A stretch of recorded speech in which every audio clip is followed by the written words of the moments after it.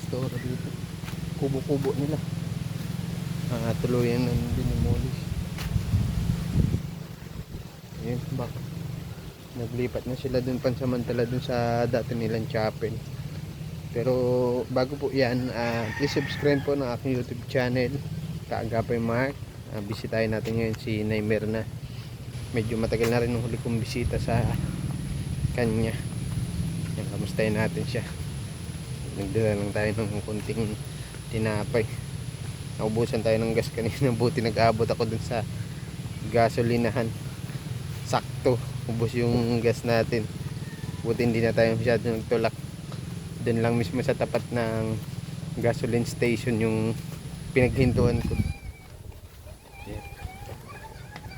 Medyo mahangin dito ngayon sa amin. Dito tayo kay Naimer na. Medyo maano yung panahon dito sa amin ngayon. Makulimlim siya umaga at mahangin. Gawa siguro ng bagyong Wilma na alam ko maglalandfall sa sa Kabisayaan. Pero medyo mahangin dito sa amin. Tao po. Ito yung apo ni Ate Malum. Medyo makukulit. Naimer na.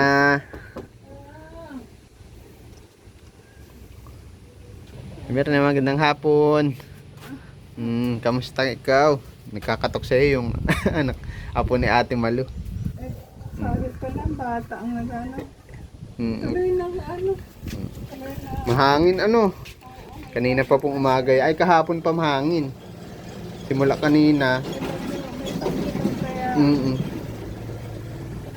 Ewan ko, maglalaan po lahat bukas sa Kabisayaan. Di pa ako ulit nakapanood ng balita. Nadala ko tinapay sa Naimer na. Higa ako at medyo Masama ang pakiramdam mo? yung sikmura ko Ano pong nangyari? Masakit. Masakit ang sikmura. Parang hindi ko alam. Ngayon lang hapon. Ngayon lang hapon na gano'n. Kumusta na? Mabuti naman po. Ngayon lang ulit ako nakabisita sa iyo. Wala na pala dyan chapel, no? Tuluyan na palang giniba. Nagiba nung Bagyo. Oo, nakapunta pa ako nung bagyo. Tapos yung giniba ng bagyo. Dahil gano'n ng Tatay Simon. Tinuluyan ng giniba po yung iba. Sana po sila naglipat doon sa chapel na Doon na sa bago po. Doon na. Di pa ako nakakapunta doon. Naman na yung ayos mo na yung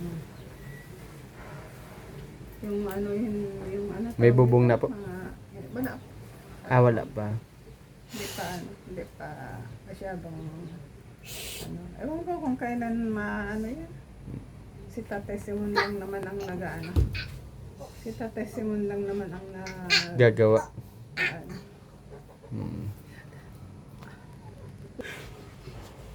Sakit ang ulo mo, Naimer na. Masakit ang ulo mo. Kanina ka pa nakahiga. Kanina pa kain ko ng tanghali. Masama na ang pakiramdam mo. Hindi pa naman. Nung mga bandang yata, alas 2. May naramdaman ako parang iba ko. Masakit masakit ang sikmura ko. Ano ba tinanghalian mo kanina? Ito lang, ito ulam ko lang. Ito lang naman ang ulam ko. Tinapa. Tinapa. Saka, ayan, kanin. Nabagay sa edad na rin yan. Nakarami ka bang kain kanina?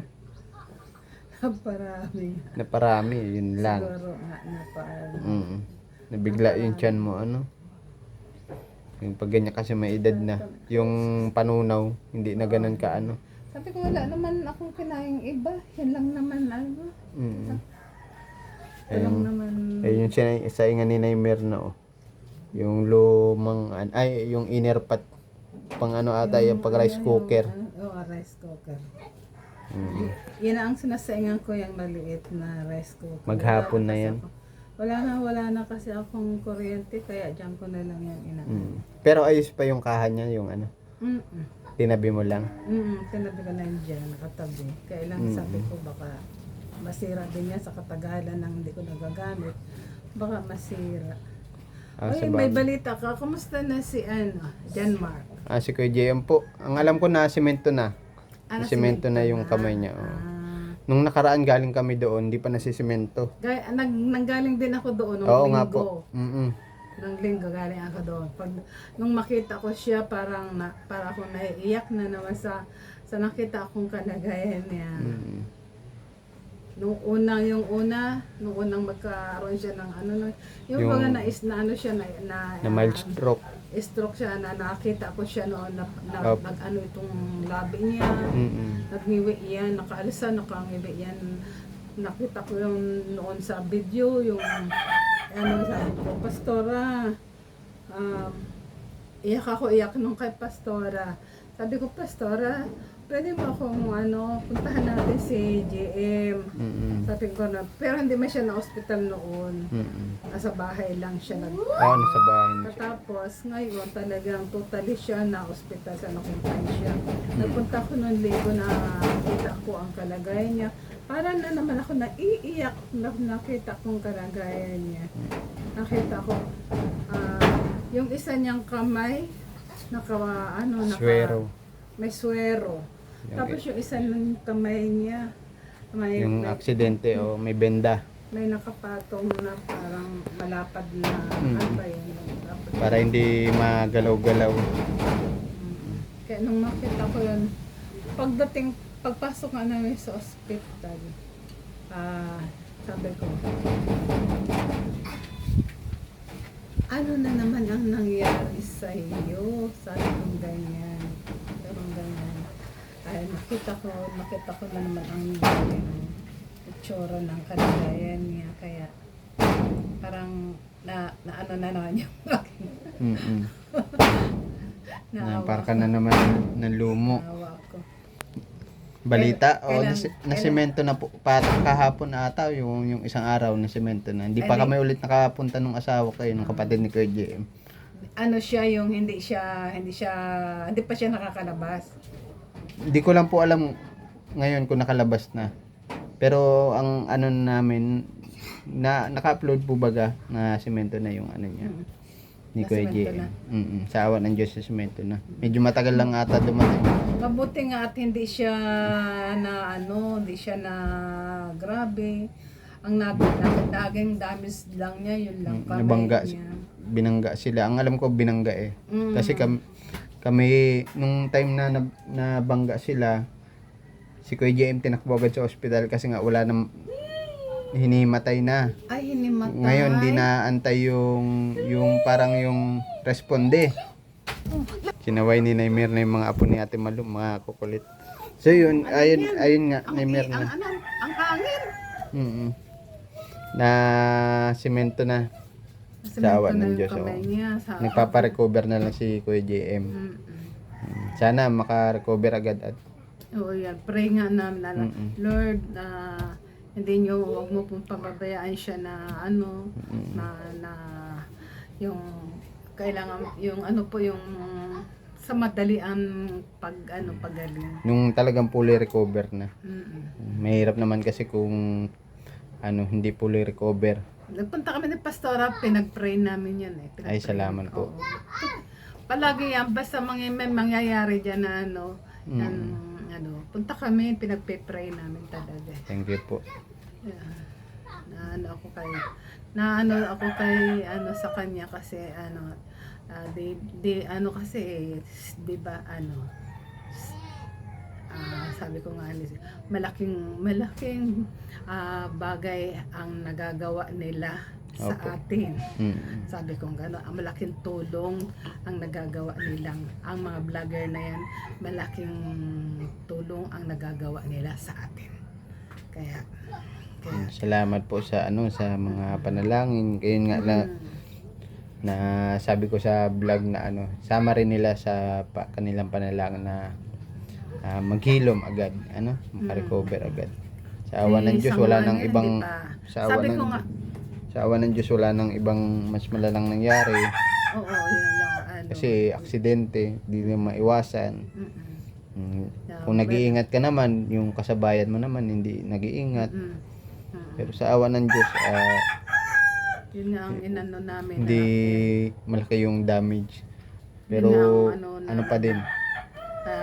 na pasalamat pa rin tayo sa Panginoon Diyos dahil yun lang ang na damage sa kanya, yung ano lang niya. Pero ako naawa talaga ako nang makita ko. Nung pumasok kami, wala siyang kasama. Opo. Wala si Josel. Mm-mm. Andun na. Nag-uwi po. Mga ano yan. Kaya ako, sa mga na yan. Hayaan nyo na po na yan. Baka makagat ka yan. Lalo. Anong balak mo na eh? Naimer na sa Paskuhan. December na ngayon. Ano Wala akong balak. Dito lang ako sa bahay. Wala naman akong bisita. Kung may sinaing dyan, kung anong ulam, tama na yun. Yan. Wala naman ang yung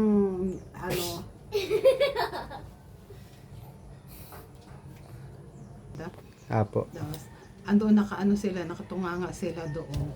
Tapos, habang may kausap si kabarangay at saka si pinaga daw rapado yung motor nila. Ay, Diyos ko Ang po. pinagang pati daw yung ilaw.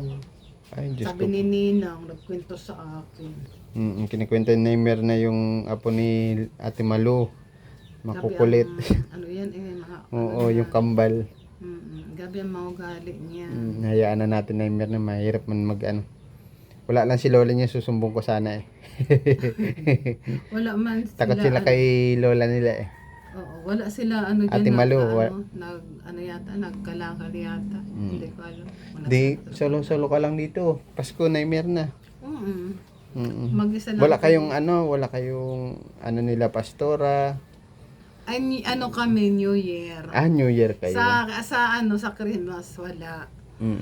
New Year kami, mga 28 may may Thanksgiving. Okay. Oo, Thanksgiving. Taon-taon yung ginagawa. Oo. Bawat matapos ang taon. Na Thanksgiving po Oo, kayo. nagti-Thanksgiving kami. Tapos yun, kung anong maluluto, yan, niluluto Pagsasalo-saluhan. dyan. Oo, tapos pinapakain sa mga member. Okay. Ano bang mo Naimer na wish mo sa Pasko? Sa darating na Pasko? Ay, wala. Ang wish ko kasi, na-wish ako pag New Year. Okay. New Year, hindi Christmas. May sino ba yung si Tay Willie? Si Tay yung isang tinutulungan namin. Ang wish niya daw sa Pasko, kahit pansit lang daw, pampahaba ng buhay. Pasko, wala. Halos kaidaran nyo din yung Naimer na. Pero mabalasik pa siya at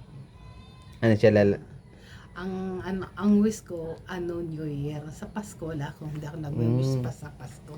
Kasi sa mga bata lang daw yan eh. Okay. Yung Christmas daw, sa mga bata lang yan. Tama nga naman. Tapos tayo mga adult na, yun, doon tayo sa New Year. Okay. ang wish ko pag yung sa New Year. Siguro pag Pasko, doon ka na lang kala pastora, wala ba kayo misa ng bago magpasko? Wala. Wala kayo misa? Wala kaming misa. Sa lang yan eh. Sa mga mga Catholic lang. Kasi Sabagay. kami, pang New Year, yung parang, hindi kami nagsi-celebrate ng Christmas. Kasi sa Bible, ubusin mo man yung mabasa yung mga wala ang Christmas. Sabagay, iba-iba naman ang reliyon, iba-iba ang paniniwala. Oo, iba-ibang paniniwala. Namin yan sa Biblia, wala ang Christmas. Okay. Oo. Ang sineselebrate lang talaga namin New Year kasi yung pagtatapos na ng taon. Taon. Pasalamat kami sa sa buong isang taon kasi buhay pa. Tama. Buhay pa. Hindi pa kinukuha ni Lord. Yun ang pinapasalamat talaga namin. Yan. New Year. Sa buong isang taon, ay maano ka pa. Yung, Masagana, masigla, walang ganong karamdaman. Walang ganong, yan, sakit. Yun ang Yun ang pinaka-importante,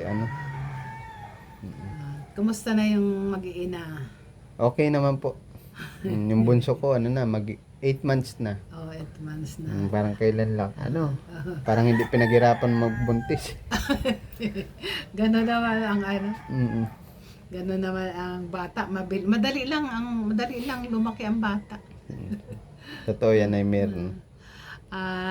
Kumusta na ang ikaw, kumusta ka Okay na? naman ay meron na. Kumusta na ang mga hanap buhay? Mabuti naman po. Pag sa umaga kasi naghahatid ako ng bata sa school. Kaya hapon na ako minsan nakakalabas at para may bantay doon sa bunso. Nag-i-school na ba si Casey? Hindi pa man. Nag-i-school na po. Ay, nag-i-school na? Nag-i-school na. Ay, 4 years, 4 years old. old. Nag-i-school na siya? Nung 3 years old siya, nag-i-school na siya. Ay. Kaya lang nahinto siya at gawa nung na-hospital si mama niya. Oo, walang... Komplikado. Kaya sabi namin next year, pa naman siya noon dati. 2 years old siya, saling pusa. Pero naka-enroll siya. Ngayon tinuloy na ulit. Mabuti Ngayon naman at school na pala. Opo. Madali siyang matututong.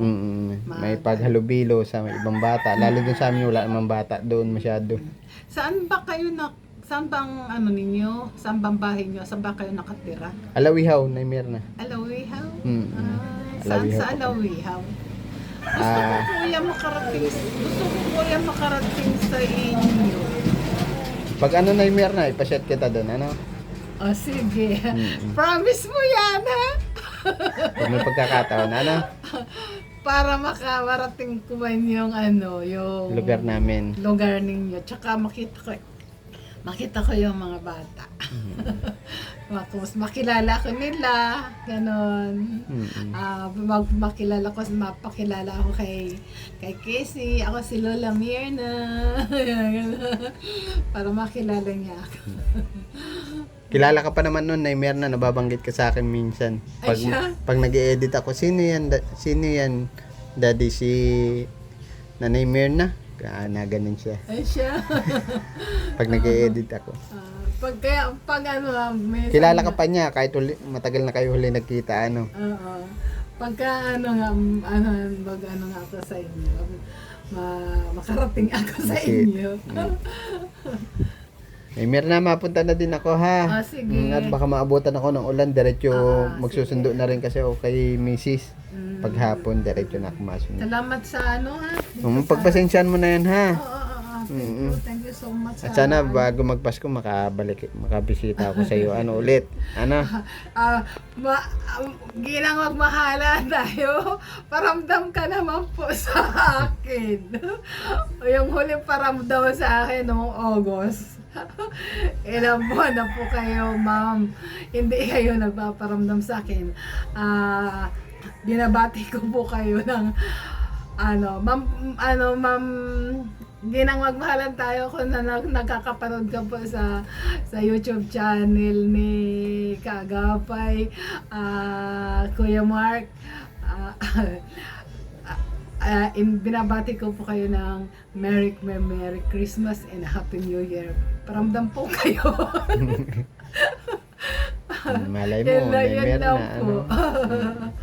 Sige po, Mirna. Ingat po palagi. God bless po, ha? Thank you. Thank you so much sa pinapay. Pagpasensyahan mo na. I love Ingat you, po, Kuya. lagi Mirna, ha? I love you, Ingat. Kuya. Sana bago magpasko, nakabisita ulit ako sa iyo. Ingat po, God bless po. Oo.